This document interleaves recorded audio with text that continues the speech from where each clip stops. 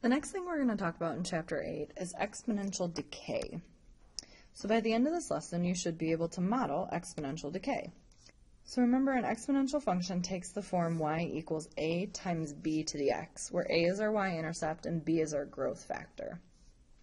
But exponential decay is different than what we learned yesterday because it's an exponential function where the growth factor is greater than 0 but less than 1. So sometimes it can be a decimal like 0.95, or it could be a fraction like 1/2, but it can't be negative.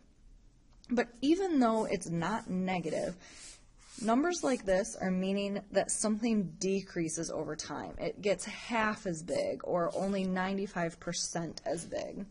So yesterday we focused on exponential growth, and you can see that an exponential growth equation grows over time, where exponential decay starts off big and then gets smaller and smaller and smaller as time goes on. So in this example down here, I want you to tell me what the growth factor is, and then where does it cross the y-intercept. Now, one thing that's kind of confusing is that this is called a growth factor. You need to recognize that if your growth factor is a number smaller than 1, that it's decaying. Even though we call it a growth factor, it's what it's changing by, basically. So here I'm going to give you a graph. It shows an exponential decay relationship, and we need to find the decay factor and the y-intercept, and then make an equation. So just like when we had a table, we have these set of values here. It starts at 0, 300. And then it goes to 1, 100, and then 2, and 33 and a third, and it keeps on going for both the x's and the y's. We have enough information here to figure out everything we need. So the first thing is the y-intercept. That's this guy right here, 0, 300. So that 300 is my a. Now my decay factor we're going to find just like we found the growth factor before. So what do you need to do with 300 to get 100? And hopefully you know to cut it into thirds, but you can always divide if you don't. What's 100 divided by 300? Well, it's 1/3. And then double check. If you do 100 times 1/3, you should get 33.3 repeating forever and ever, which is what this is. So this is our growth factor. And because it's 1/3, we know that it's decaying. So we can call this the decay factor or the growth factor. It doesn't really matter. This is my y-intercept. But then we have all the information to make an equation. So my equation for this graph is y equals our y-intercept times our decay factor to the x power.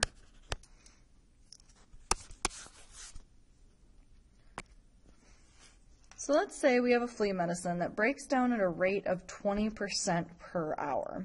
This means that as each hour passes, 20% of the active medicine is used up. It's no longer in your bloodstream.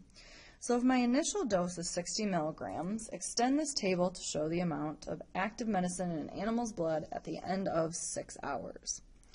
So right here, if we have 60, that's what we're going to start with. After 1 hour, 20% is used up. So you can think about this two different ways. You could do 60 times 20%. If you do that, you can figure out that that is 12 milligrams. And then you could subtract, because 12 milligrams is used up. So you end up with 48 milligrams left over. Or the other thing you could do is stop and think about what this means. If 20% is used up, that means that 80% is left in your system. So we're going to take the 100% that we started with and subtract the 20% that gets used up.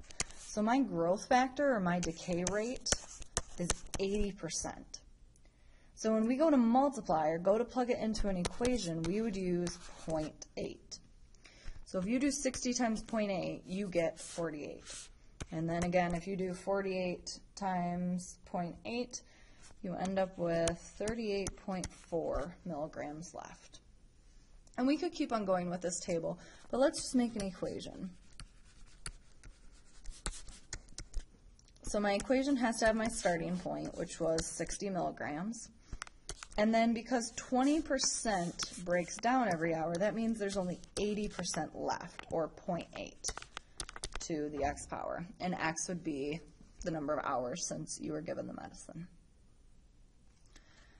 Let's do another problem. Since 1980, the number of gallons of whole milk each person in the United States drinks has decreased 4.1% each year. In 1980, each person drank an average of 16.5 gallons of whole milk per year. So, write an equation. So remember, we need two things. We need our starting point, and we need our growth factor. So the starting point's the easy part. Back in 1980, before any of you guys were born, people drank 16.5 gallons. Now it's saying that it decreased 4.1% each year. So you always start with 100%. It decreases 4.1%. So that means 95.9% is what people are drinking every year. So when we go to put that as our B, as our growth factor, remember we don't put percents. 0.959 is what is left of that 16.5 every year that goes on. So then use your equation to find the approximate consumption per person in the year 2000, right around the time you guys were born. So that's 20 years after 1980. So that's what we're going to use for x.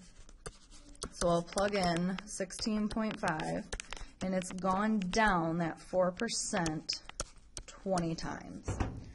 So just like we did with growth, remember you have to follow PEMDAS when you do a problem like this. So you need to do 0.959 to the 20th power, and then multiply that by 16.5. And make sure this makes sense. You should end up with a number that's less than 16.5 because the amount of milk consumption has decreased.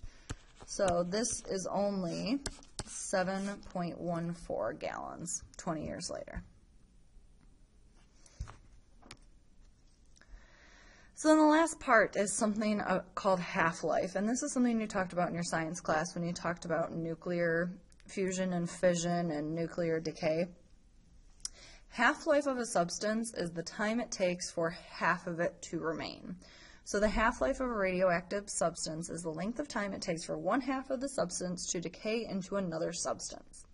To treat some forms of cancers, doctors use radioactive iodine.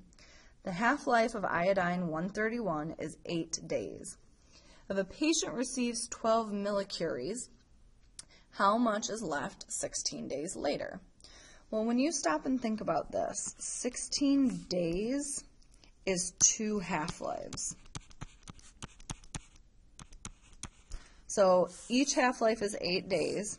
If you do 16 divided by 8, the patient has gone through 2 half-lives. So half of it has decayed twice.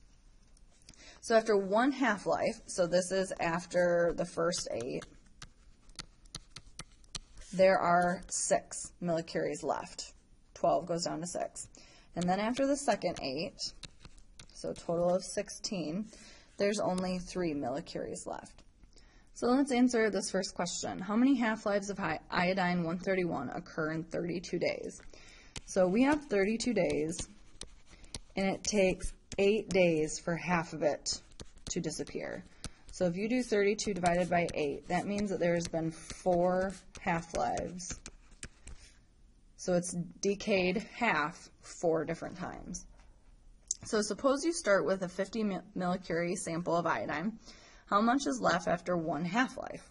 Well, if you start with 50, after 1 half-life, 25 would be left. And after 2 half-lives, 12.5 would be left. So let's say cesium-137 has a half-life of 30 years. Suppose a lab stored a 30 millicurie sample in 1973.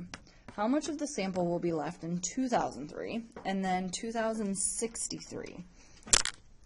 So in 1973, they stored this sample, and in 2003, we can do some quick math here,